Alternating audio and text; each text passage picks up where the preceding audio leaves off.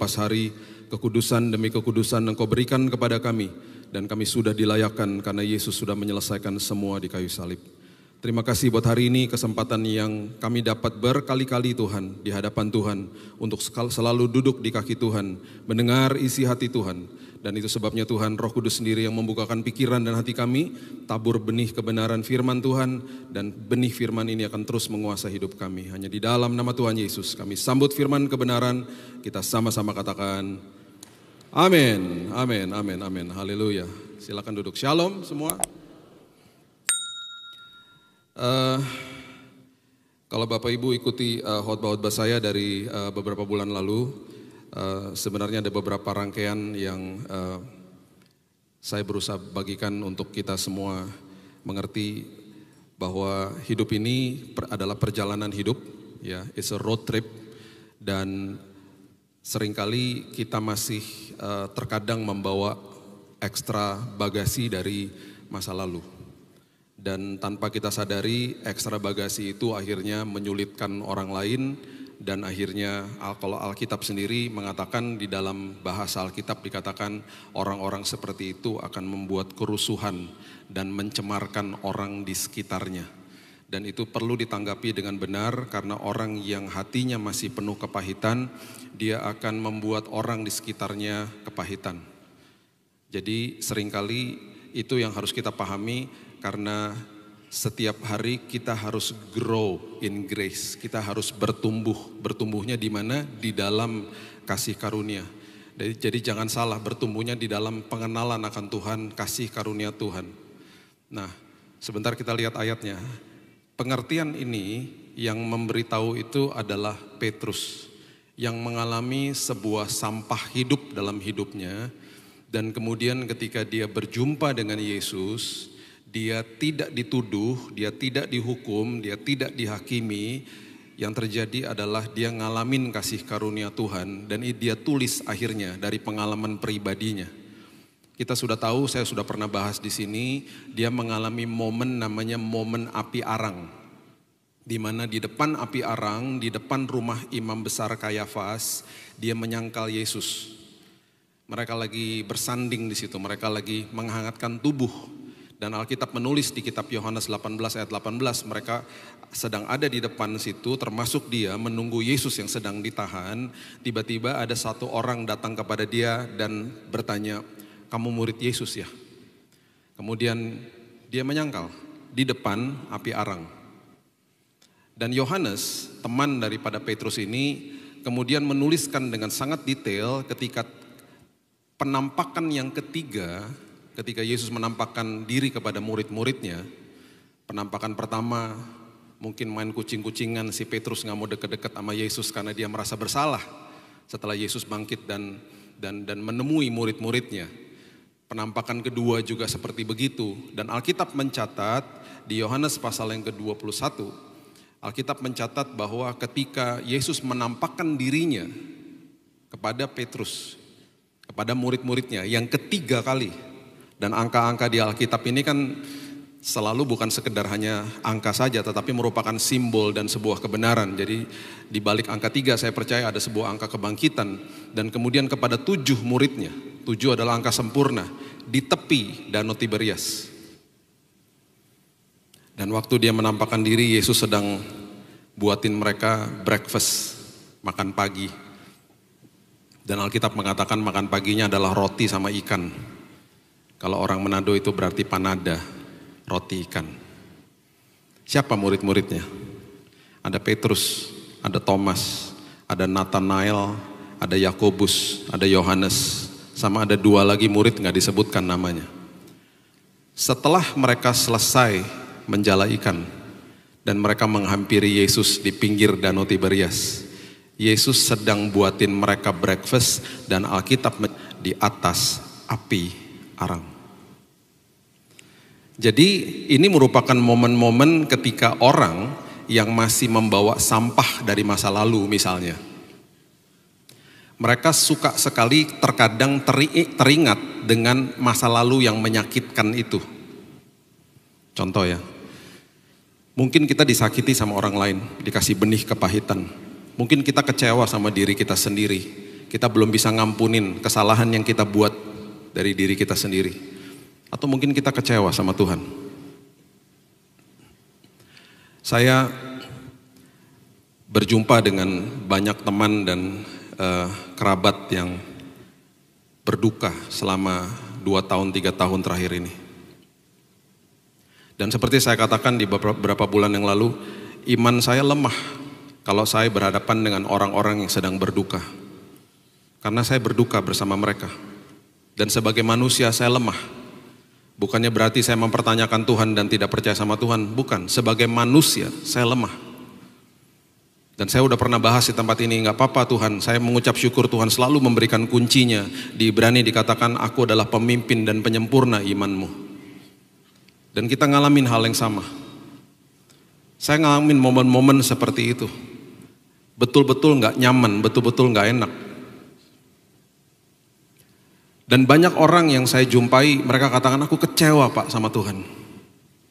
Aku kecewa Pak sama Tuhan. Saya tidak salahkan emosi mereka.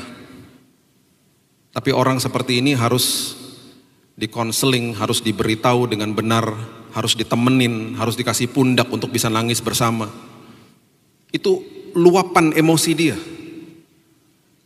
Kalau orang tua kita yang sudah tua, sudah sepuh, dipanggil pulang, mungkin kita ikhlas-ikhlas saja. Tapi bagaimana kita seorang istri, seorang suami, dipanggil pulang sama Tuhan. Dalam usia yang masih muda misalnya. Bagaimana ketika seorang anak yang Tuhan titipkan dalam kehidupan rumah tangga, dan Tuhan panggil pulang di usia yang mudanya. Orang-orang seperti ini ngalamin momen-momen api arang. Ketika mereka teringat lagi tentang momen-momen yang tragis yang terjadi atas hidupnya. Dan Alkitab mengatakan, jangan jauh-jauh dari kasih karunia Tuhan. Orang-orang seperti begini, saya pernah bertemu sama satu orang bilang gini, aku gak suka lihat muka orang itu. Emang kamu kenal? Enggak. Lah kenapa kamu kesal? Dia mengingatkan sama aku muka orang yang pernah melukai hatiku. Itu momen api arang. Pak, saya sedih Pak, saya stres Pak kalau ngelihat anak kecil. Kenapa? Karena saya ingat anak saya yang dipanggil pulang sama Tuhan. Pak, saya renyuh hati saya Pak ketika lihat ada pasangan yang berjalan di depan saya. Karena saya ingat pasangan saya yang dipanggil pulang sama Tuhan. Mau ngomong apa? Saya gak ada kata-kata.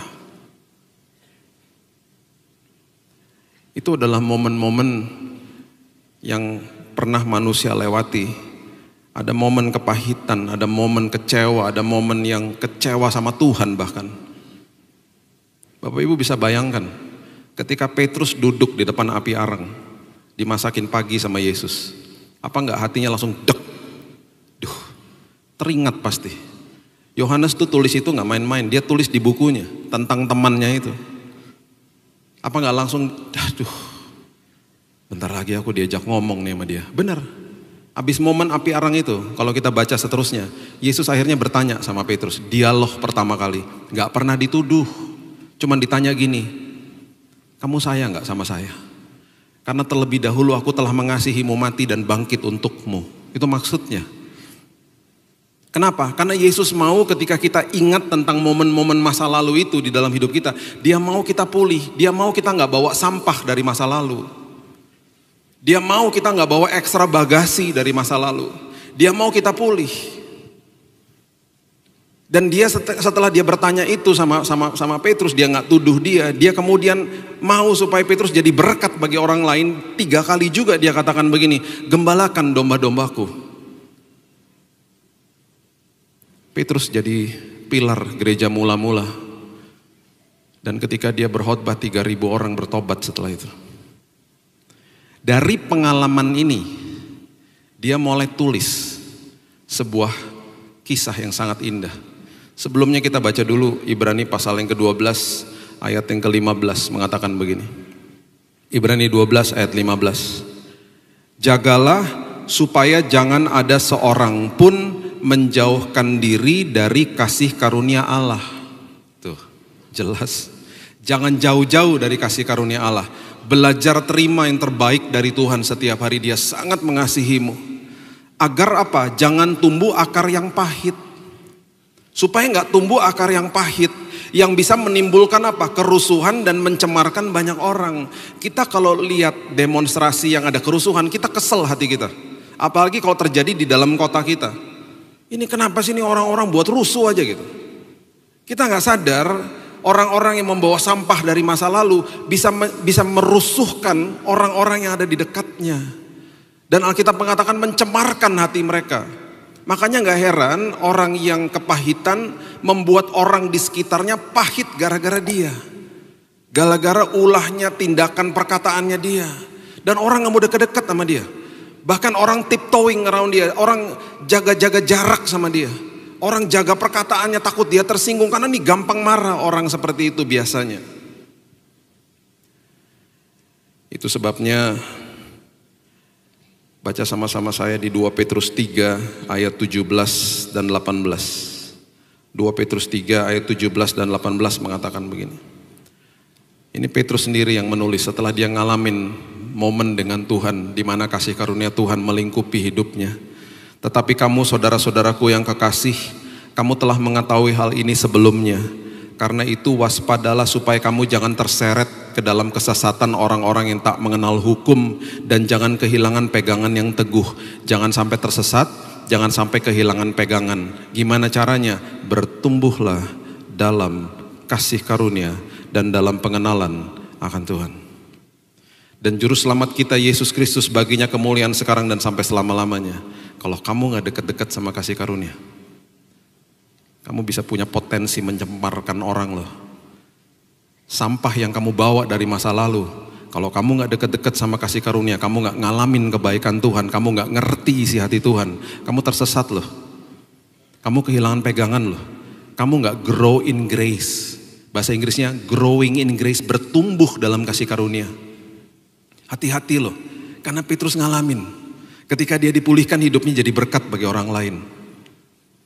Papa saya duduk di samping saya ketika saya duduk di bangku SMA. Bangunin saya sore-sore untuk ngeteh. Biasanya sore-sore itu ada waktu tea time sama coffee di rumah saya. Gak tahu apa, itu ada momen api arang dalam hidupnya dia di saat itu. Dia lagi bangunin saya, dia lagi lihat kamar saya, celingak-celinguk. Tiba-tiba dia random aja ngomong, nanya sama saya. Kamu pernah dengar ceritanya Opa gak? Opa itu berarti papanya dia. Kenapa? Saya tanya gitu. Dia langsung bilang, Opa tuh di kampung Tomohon di Manado dulu. Itu tentara kenil, tahu nggak? Dia bilang, galak dia. Sama papa juga gitu. Tiba-tiba ngomong, tapi nggak ada kepahitan ngomongnya. Ngomongnya cerita biasa. Kamu tahu dulu papa suka diikat di pohon, ditelanjangin, kadang-kadang ada semut merah. Papa dipermalukan di depan desa papa.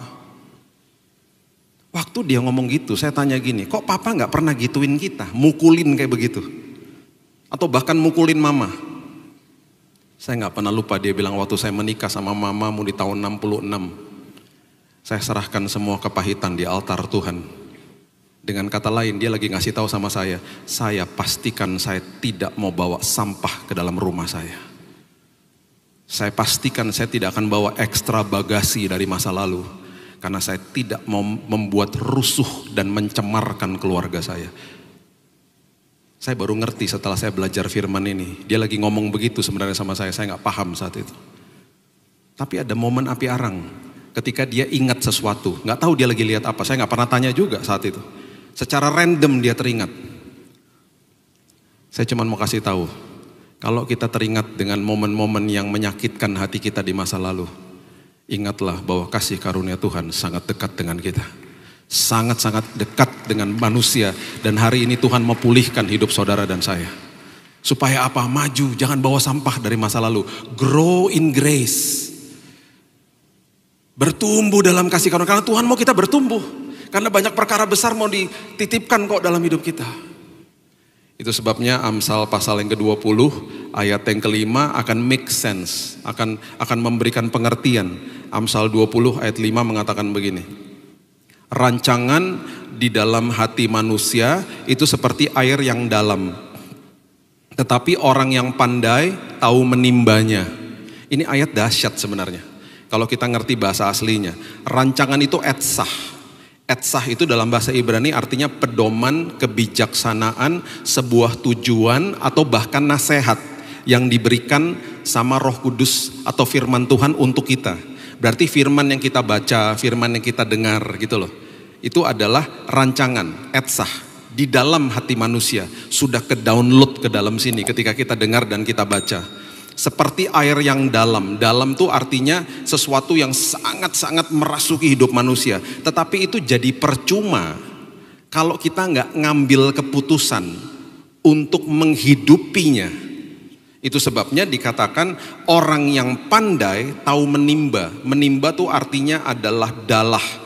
Dalah itu bahasa Ibrani artinya mengambil dari kedalaman dibawa ke permukaan. Firman yang tertanam dalam hidup kita dibawa dari dalam, dibawa sampai ke permukaan untuk kita lakukan.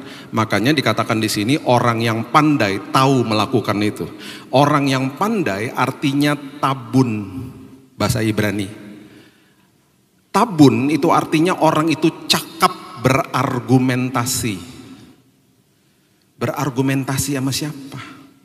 Berargumentasi sama dirinya sendiri. Karena pribadi yang paling sulit ditaklukkan adalah diri sendiri, bukan iblis. Iblis sudah kalah di kayu salib. Dia hanya bisa menyerang pikiran kita tiap hari. Itu sebabnya setiap hari kita bergumul melawan pikiran kita. Dan minta sama Tuhan, Tuhan aku mau dekat-dekat sama kasih karunia supaya aku cakap berargumentasi sama diri sendiri.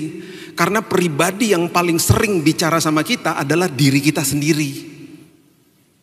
Orang bunuh diri itu nggak langsung cuma satu hari dia ngerasa stres langsung besoknya bunuh diri, enggak. Itu bertahun-tahun bahkan dia ngomong sama dirinya sendiri. Dia kasih tahu dirinya nggak layak, dirinya nggak mampu, dirinya rusak, dirinya berantakan. Akhirnya dia stres sendiri, itu karena pribadi itu ngomong sama dirinya sendiri. Orang yang tabun adalah orang yang cakap berargumentasi dengan dirinya sendiri. Nah gimana kita bisa memberitahu diri kita kebenaran firman kalau kita nggak dekat-dekat sama kasih karunia Tuhan. Akhirnya pengambilan keputusannya salah. Ketika pengambilan keputusannya salah, akhirnya kita hidupnya betul-betul kita arah langkah kita di dalam perjalanan iman kita salah jalan lah, kesinilah dan lain sebagainya. Dan kita akhirnya tidak paham bahwa banyak rambu-rambu yang Tuhan sudah kasih. Dan karena kita nggak bertumbuh, nggak dekat sama Tuhan, kita nggak paham rambu-rambu ini harus kemana. Saya minggu lalu ya, istri saya pergi ke luar negeri. Saya nggak bisa ikut karena ada ponakan kami yang wisuda. Karena saya ada jadwal jadi saya nggak bisa ikut. Saya bilang kamu pergi sendiri. Ini yang terjadi. Istri saya itu orangnya kalau dites kepribadiannya intim dominan. Semua kepribadian tuh ada plus dan minus. Orang intim itu temannya banyak, kelebihannya. Wah banyak temannya. Kalau ketemu orang rame pasti, itu istri saya. Orang intim kelemahannya nggak teliti. Berantakan, pelupa, dulu ya, dulu sekarang udah enggak. HP hilang 5 kali, ketinggalan di toilet. Dulu. Nah saya kalau dites kepribadian stabil cermat. Jadi teliti, kelebihannya teliti. Kekurangannya nggak fleksibel aja orangnya. Pasti ada kelebihan kekurangan lah. Jadi kan saling melengkapi. Jadi saya ngerti waktu kita mau menikah kita lihat, oh berarti ini kekurangan, ini kelebihan. Kita saling melengkapi. Kalau dia traveling sama saya akan pasti hati-hati, saya akan bawa paspor dan saya akan cek berulang kali karena teliti saya. Di rumah dicek, di mobil dicek gitu ya. Teliti. Jadi udah dia tahu beres lah. Kemarin kan dia pergi sendiri. Jadi saya udah pastikan juga dari rumah, keluar dari kamar. Sayang, paspor udah bawa. Udah. Di mobil saya cek lagi. Sayang, paspor udah bawa. Mulai kesel dia. Udah, kamu tuh bawel banget sih. Kelihatan sih memang ada. Jarak dari rumah saya ke Soekarno-Hatta 30 kilo. 30 kilo. Makanya saya kalau kemana-mana lebih suka ke Halim. Karena ke Halim itu cuma 10 kilo dari rumah saya, sepertiganya. Jadi kalau nggak perlu Soekarno-Hatta, nggak mau saya ke sana, terlalu jauh. Tapi kan ini pesawat internasional, nggak ada di Halim, ya harus ke sana. Nah, sebelum keluar dari perumahan, kompleks perumahan, tiba-tiba ada suara dalam hati saya. Bill, coba tanya lagi sekali lagi sama istrimu dan suruh dia buka pasportnya. Tuhan, saya udah nanya 2 kali tadi dimarahin loh Tuhan. Ini ketiga kali dan saya suruh buka, ntar dia keluar dari mobil naik taksi lagi, ngambek. Nah, istri saya nggak gitu. Gimana nih? Terus saya ngomong sama dia, sayang, pasportnya boleh nggak aku lihat? Kamu tuh ya bener-bener deh, bawel banget sih dari tadi urusan pasport aja gitu. Coba aku boleh nggak lihat? Dibuka aja, dibuka. Aku mau lihat halaman pertamanya yang ada fotonya itu loh. Bapak Ibu, pasport kalau lama, pasport bekas, biasanya di halaman yang ada fotonya tuh ada bekas guntingan, betul ya? Ada guntingannya. Waktu dia keluarin dari tasnya dan dia buka, saya lihat dari sini, ada guntingannya. Berarti kan dia bawa pasport lama. Cuman saya diam aja. Pasport lama. Diam aja. Tiba-tiba ada suara lembut banget. Iya, paspornya salah. Terus saya tanya, jadi gimana? Ya udah pulang aja. Bener pulang. Ya iyalah, masa mau bawa pasport lama? Dalam perjalanan pulang saya bilang gini, makanya dengar-dengar sama suami. Kamu bisa bayangin gak, kamu udah sampai di depan counternya airlines-nya. Pas kamu buka, salah pasportnya. Dan pasti kamu kan telepon aku. Emangnya kalau paspor salah kamu bisa kasih tunjuk KTP? Ini kan internasional, mana bisa. Pastikan kamu telepon aku. Suruh ngapain? Suruh ngambil paspor yang asli, ya kan? Ini udah jam 5 sore di Jakarta. Berarti aku balik ke rumah 30 kilo. Ngambil balik lagi 60 kilo. Belum macet, ketinggalan pesawat kamu. Benar gak? Iya. Kan ya dengerin. Suami yang teliti ini. Dia ambil paspor di depan rumah. Dia keluar. Saya cek lagi sekali lagi. Boleh gak buka lagi? Jangan-jangan paspor saya dibawa. Dia buka. Tuh bener-bener. Bapak Ibu tahu, waktu saya pencet Google Map, yang tadinya saya diarahkan ke arah sana, kan tol di Jakarta banyak. Sekarang saya diarahkan ke tol yang berbeda. Saya cuma mengucap syukur dalam hati saya. Saya bilang gini, Tuhan terima kasih ya. Apapun kondisi hidup, mungkin aja ada bahaya di sana. Tuhan arahkan dan aku selalu percaya sama pimpinan Tuhan, pasti aman dan nyaman. Amin. Kita nggak pernah tahu. Jadi kalau ada apa-apa terjadi dalam hidup, jangan ngambek sama Tuhan. Pimpinan Tuhan nggak pernah salah kok. Dan lewat jalan itu, tiba-tiba yang tadinya saya lihat 1,5 jam, 1 jam udah nyampe. Tiba-tiba yang tadinya mungkin ada macet, clear. Pimpinan Tuhan selalu tepat. Pimpinan Tuhan selalu terbaik. Dan jangan lupa dengerin suami. Saya tuh, suami-suami kan biasa dikasih mata-mata visualnya jago, ya kan. Jadi kalau di mall juga gitu. Parkir di B1, keluar lewat sini, nanti di mallnya mau masuk lagi tahu udah hafal tokonya kan. Itu kan kelebihannya pria. Pria tuh visualnya memang hebat. Wanita itu kelebihannya mulut sama telinga, bisa mendengar hebat gitu. Pria tuh visual. Jadi berkali-kali saya mau balik ke mobil, udah tahu parkir di mana. Istri dulu. Bukan di situ parkirnya. Saya bilang udah di sini ikutin aja. Bukan bawel, bilang saya, Tuhan bungkam mulutnya Tuhan bungkam Tuhan tolong Tuhan. Udah sayang ikutin aja. Ketemu nggak mobilnya? Ketemu kan? Selalu kalau ketemu mobilnya dia selalu bilang begini. Ini tadi mobilnya nggak parkir sini kok. Lah emang siapa yang pindah-pindahin? Emang mobilnya pindah-pindah sendiri? Kenapa sih wanita tuh gak mau disalahkan? Akhirnya satu hari dia, ya udah ya memang kamu udah kehebatannya visual. Emang gitu kok. Pria tuh visual sama perut. Kalau nggak makan nggak terbuka otaknya. Tapi kalau wanita mulut sama telinga ya, pendengarannya hebat, bicara banyak. Makanya wanita kalau ngomong sama wanita, satu topik bisa 1 jam. Ya ampun Ci, ya ampun masa sih gitu. Saya lewat lagi setengah jam lagi ngomong hal yang sama loh. Itu aja diomongin gitu, pakai perasaan soalnya. Kalau pria tuh punya kata sandi, pria ngomong sama pria punya kata sandi, namanya siap. Ya, oke. Ya, siap. Oke sih, itu berarti yuk udahan saya udah ngerti. Siap. Ya, iya, oke, siap, oke, bye, udah selesai. Itu pria. Pria nggak suka banyak ngomong. Tapi kalau wanita, wah, luar biasa.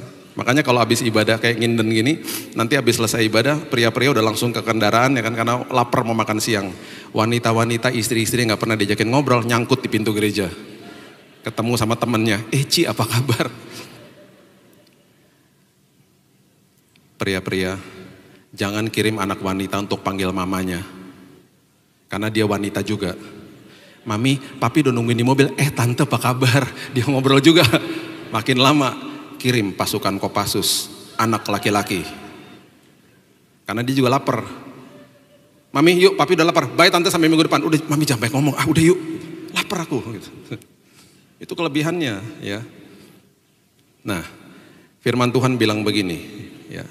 Coba lihat 1 Korintus 2 ayat 14. 1 Korintus 2 ayat 14. Manusia duniawi tidak menerima apa yang berasal dari roh Allah. Tuh. Karena hal itu baginya adalah suatu apa? Kebodohan. Dan ia tidak dapat memahaminya sebab hal itu hanya dapat dinilai secara rohani. Ini mengerikan loh. Ini ayat seringkali mungkin dibaca, ditafsirkan begini. Oh itu buat orang dunia, enak aja. Enggak. Kita ini waktu terima Yesus, kita kan dibenarkan. Sekarang kita proses yang saya berkali-kali katakan, kita nih sanctification, kita proses dikuduskan tiap hari, sekolah kehidupan. Berarti sampah-sampah yang masa lalu lagi mau didetox nih sama Roh Kudus, tiap hari loh. Dengan pendengaran firman kita bertumbuh dalam kasih karunia. Nah, banyak orang kalau nggak belajar firman dan nggak ngerti firman, ayat ini kalau saya rangkumkan dalam kata-kata yang sederhana adalah begini. Kalau kamu tidak mengerti kebenaran, kebenaran itu jadi kebodohan bagi dirimu. Itu maksudnya. Kalau kamu tidak memahami sesuatu hal itu jadi kebodohan bagi dirimu. Contoh, saya nggak paham dunia lukisan. Jadi lukisan harganya MM-an bagi saya kayak aneh gitu loh. Ini kan lukisan cuman kayak aut-autan aja gitu loh. Kok bisa sampai mahal segitu gitu. Karena saya nggak ngerti dunia lukisan. Teman saya bilang, kamu mesti plototin Bill, itu ada artinya. Saya plototin makin pusing saya. Karena saya nggak ngerti, kayak abstrak soalnya kan. Nggak ngerti dunia lukisan. Sama, firman Tuhan juga gitu. Makanya firman-firman nih contoh ya, seperti begini. Harus saling mengasihi sama seperti Kristus mengasihimu. Jadi kebodohan. Jadi ketika orang dibilang ini, ayo Pak, Bu, ayo mohon maaf duluan sama pasangannya. Ayo minta maaf duluan. Enak aja, bukan saya yang salah kok Pak. Gitu. Nah, jadi kebodohan kan? Saling mengasihi sama seperti Kristus mengasihi saya. Bukan sama seperti orang itu ngasih saya, bukan. Minta maaf duluan Bu, Pak, itu bukan berarti Bapak Ibu yang salah, bukan. Itu berarti Bapak dan Ibu sedang mencairkan suasana. Jadi termostat bukan jadi termometer. Termometer suhunya sekian, dia ikutan sekian. Termostat itu kayak remote AC, lagi panas saya dinginin, lagi dingin saya hangatkan, gitu loh. Jadinya dia bertumbuh di dalam kasih. Jadi firman-firman yang memang sulit dilakukan karena bertentangan dengan nilai dunia, nggak lagi jadi kebodohan bagi hidupnya, gitu loh. Sama seperti kalau saya berkisah sama saudara tentang hobi saya. Saya punya hobi pesawat terbang. Saya udah pernah kisahkan di sini. Saya punya 300 lebih pesawat terbang. Mainan, jangan kaget. Ya. Diecast segini-segini. Saya bisa berkisah. Saya bisa ngobrol tentang dunia aviasi. Saya berkali-kali ini kemarin saya ngobrol lagi sama teman saya, salah satu kapten dari pesawat maskapai terkenal di Indonesia. Bill, kapan lagi main ke simulator aku gitu? Ayo Captain, nanti saya kesana lagi. Saya belajar terbangin pesawat sama dia. Kokpit asli loh, bukan komputer. Kokpit asli. Pesawat Boeing 737. Jadi mendarat dan landing saya udah cukup-cukup paham. Jadi satu hari kalau tiba-tiba Bapak Ibu di pesawat pilotnya sakit perut, saya bisa mendaratin. Kalau tiba-tiba pendaratannya agak guncang-guncang, mungkin saya yang daratin. Bisa lah, sedikit-sedikit. Saya bisa berkisah nih tentang pesawat. Saya bisa ngomongin pesawat berjam-jam karena saya suka banget. Sampai pabriknya saya datengin, pabriknya Boeing, ngeliatin, nontonin cara pembuatannya. Jadi hobinya betul-betul hobi serius. Pesawat punya nomor polisi, ayo. Kalau belum tahu, pas lagi ngantri di Garbarata, lihat ke bagian belakang, buntutnya pesawat ada tulisan PK sekian-sekian. PK bukan persembahan kasih. Itu artinya papa kilo sekian, itu nomor polisi registrasi pesawat itu berasal dari Indonesia. Kalau ada pesawat depannya N, bukan dari Malang. Itu artinya dia dari Amerika pesawatnya. Itu nomor polisinya, sampai hafal saya. Dan nomor itu registrasi kalau saya masukin di airfleets.net, saya langsung tahu pesawat yang saya naik ini usianya berapa tahun. Sebelum ini dipakai sama maskapai apa? Apakah ini bekas? Apakah ini langsung dari pabrikan? Tahu saya langsung. Saya nggak bisa dibohongin sama orang counter. Saya tinggal tanya gini, Mbak, pesawat yang saya mau naikin dari mana? Datangnya, Mbak. Dia tinggal kasih tahu, saya tinggal masuk flight radar, saya tinggal kira-kira turnover time berapa lama, saya datangin lagi, Mbak, delay 15 menit ya. Kok Bapak tahu sih Pak? Gitu. Saya masuk airport, yang saya lihat bukan seperti orang biasa lihat, saya pakai mata rohani masuk airport. Saya melihat dari sisi yang berbeda, kenapa? Karena saya paham dunia aviasi. Saya bukan sekedar hanya tahu pesawatnya aja, saya bahkan kalau lihat pesawat dari bawah saya tahu loh itu model apa, A320, 33, dari bawah aja ketahuan. Karena matanya udah kebiasaan. Nih, saya bisa berkisah nih. Tidak jadi kebodohan bagi saya. Karena saya paham. Bagi yang gak ngerti, ngapain sih Pak Billy punya pesawat-pesawat kecil? Ngapain kok pergi? Jadi kebodohan. Karena gak paham. Makanya Paulus bilang, yuk bertumbuhlah di dalam kasih karunia. Petrus katakan dipertajam sama Paulus. Yuk kamu harus ngerti firman. Supaya firman gak jadi kebodohan bagi hidupmu. Coba lihat ini. Mazmur 131 ayat yang kedua. Mazmur 131 ayat yang kedua. Ini menjadi salah satu doa saya loh Bapak Ibu kalau pagi. Karena doanya Daud ini dahsyat banget menurut saya. Dia katakan begini, sesungguhnya aku telah menenangkan dan mendiamkan jiwaku. Daud loh ngomong, Tuhan aku memenangkan dan mendiamkan jiwaku. Kalau saya bisa tambahkan yang penuh sampah dari masa lalu. Seperti anak yang disapih berbaring dekat ibunya. Ya, seperti anak yang disapih jiwaku dalam diriku. Disapih itu berarti meninggalkan ketergantungan sama susu. Anak kecil, tiba-tiba susunya diambil. Nangis gak? Nangis. Nangis. Daud bilang, aku mau bertumbuh Tuhan. Aku mau menenangkan jiwaku yang penuh sampah. Aku gak mau minum susu lagi. Aku mau bertumbuh dewasa, itu maksudnya. 1 Korintus 3 ayat 1 dan 2. 1 Korintus 3 ayat 1 dan 2. Saudara-saudara pada waktu itu tidak dapat berbicara dengan kamu ya, seperti dengan manusia rohani, tetapi hanya dengan manusia duniawi yang belum dewasa dalam Kristus. Ini Paulus ngomong sama jemaat di Korintus. Susulah yang kuberikan kepadamu, bukanlah makanan keras. Sebab kamu belum dapat menerimanya dan sekarang pun kamu belum dapat menerimanya. Saya gak mau kalau sampai Tuhan bilang begini, Bill, aku masih punya buat kamu nih titipan-titipan buat anak kecil karena kerohanianmu belum bertumbuh. Gak mau saya. Saya mau bertumbuh terus di dalam Kristus, dalam pengenalan akan Dia, supaya banyak titipan-titipan tanggung jawab yang lebih besar lagi Tuhan titipkan dalam hidup kita.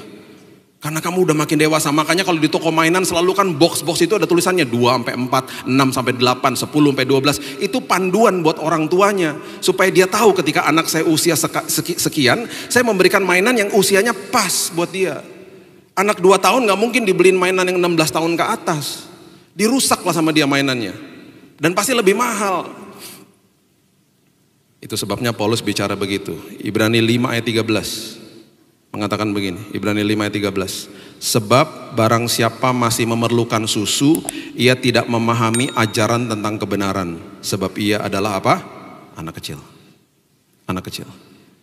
Kita kalau bicara sama anak kecil juga beda kan bahasanya. Kita kalau ngomong sama anak kecil kan gini, halo, namanya siapa? Kan gitu. Bahasa itu kan kita gak bisa pakai sama orang dewasa. Masa saya ngomong sama istri saya gitu, halo sayang, kamu dari mana? Kamu pulang dari Nginden kok jadi aneh gitu, gak bisa. Bahasanya gak bisa pakai bahasa anak kecil. Mau Tuhan ngomong sama kita kayak begitu? Masih kecil rohani. Akhirnya titipan-titipan yang hebat akhirnya tertunda. Tertunda akhirnya. Saya tutup ya sama kisah nyata ini. Saya nggak mau berdiri di sini mentang-mentang saya yang khotbah, oh Pak Billy dewasa, enggak. Saya juga bertumbuh, saya juga belajar dari sampah hidup saya. Beberapa tahun yang lalu anak-anak itu masih sekolah online, termasuk anak saya. Jadi anak saya Keaton ini, anak saya dua-duanya nggak suka sama pelajaran matematika.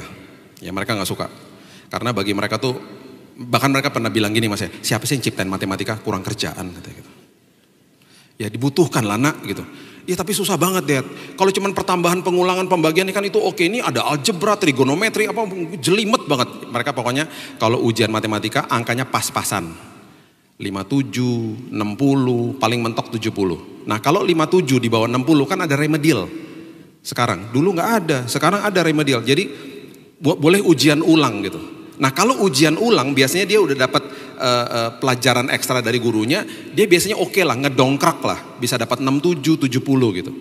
Nah ini lagi zaman COVID, ujiannya online. Terus ujian matematika. Setelah selesai saya tanya, dapat berapa Dek? 57 Dek. Aduh, susah ya Dek. Iya. Ya udah belajar, kapan remedialnya? Hari Senin katanya gitu. Oh ya udah belajar ya Dek. Dan selalu kalau dia belajar selalu oke kok, kan dia tanggung jawab. Hari Senin, habis ujian. Ini sepanjang hari anak gak keluar kamar gitu. Pas udah mesbah keluarga malam-malam dia masuk ke kamar saya. Saya langsung tanya dong, gimana remedialnya? Berapa? 60 berapa? Dapat 43 Dek. Aduh. Dari 57 jadi 43, kok makin jeblok Dek? Susah Dek, aku udah belajar, aku udah tanya sama gurunya, yang keluar beda semua. Aku gak suka sama matematika, tapi saya gak mau kasih dia tekanan lah, saya tahu lah dia kasih yang terbaik. Udahlah ya udahlah, nanti kita tutorial aja lah ya Dek ya. Ya nanti kamu Dedi panggilin tutor lah ya. Tiba-tiba dia ngomong gini sama saya, dia cerita sama saya. Tapi enak juga ya kalau lagi zaman-zaman COVID begini, lagi ujian online. Kenapa? Tadi tuh gurunya ada meeting loh, Dad. Sampai Zoom-nya dimatikan. Jadi kalau dia diperhatikan tadi siang tuh aku keluar kamar ambil cemilan, ambil minum. Jadi selagi ujian bisa sambil nyemil. Kalau di kelas kan nggak bisa, dia bilang gitu.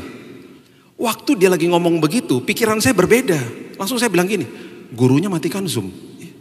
Kenapa kamu nggak buka buku, Dek? Lu gak boleh dong Dad, kan ujian. Siapa bilang kalau gurunya matikan Zoom itu berarti dia lagi kasih kode sama anak-anak boleh buka buku. Kenapa itu langsung reaksi itu keluar dari saya? Karena memang saya dulu jagoan nyontek. Jadi langsung keluar dari mulut saya, seorang hamba Tuhan. Kenapa gak buka buku? Gak boleh dong. Itu kan ujian. Terus saya bilangin saya gak puas. Waktu gurunya sebelum matikan Zoom, emangnya dia bilang anak-anak nggak boleh ya buka buku. Emangnya gurunya ngomong gitu? Enggak kan? Itu berarti kode keras bahwa anak-anak boleh buka buku. Kamu tuh jangan naif nak kalau hidup. Kalau kamu buka buku kamu dapat 80. Lain kali panggil Dedi yang bukain deh bukunya. Kamu tuh sayang kan, itu kesempatan. Saya ngomong gitu loh.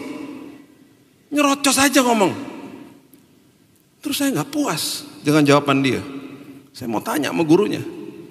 Jadi waktu pengambilan raport online juga, saya bilang sama istri saya, udah saya aja yang ngomong sama gurunya. Saya pengen ngomong sama dia. Saya ngomong gini sama gurunya. Miss, waktu minggu lalu itu ada remedial matematika ya Miss. Kan Miss katanya meeting ya, Zoom dimatikan. Itu berarti sah-sah aja kan Miss, kalau tiba-tiba ada anak yang buka buku. Oh ya nggak boleh dong Pak, kan ujian. Tapi Miss kan nggak kasih tahu sama anak-anak. Kalau misalnya ada yang nggak tahu dan dia buka aja gimana? Saya nggak perlu kasih tahu Pak, karena ini sekolah Kristen. Dan saya percaya anak-anak saya memang hidup di dalam integritas. Kelar. Yang lebih memalukan dia bilang begini, Pak Billy kapan lagi khotbah di sini? Malam hari, saya peluk anak saya. Saya bilang, Dek, maafkan aku. Aku salah. Lagi minta maaf, istri saya lewat di belakang saya, nyebelin tau gak? Hamba Tuhan ngajarin anak bohong, gimana sih? Tuhan kenapa sih ada suara-suara kayak begitu? Suara-suara tuduhan. Tahu nggak anak saya ngomong apa? Dan ini betul-betul menampar saya. Dia bilang gini sama saya, Dedi, aku lebih baik dapat angka 43 daripada aku nyontek.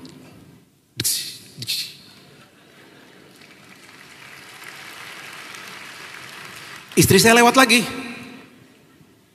Rasain loh.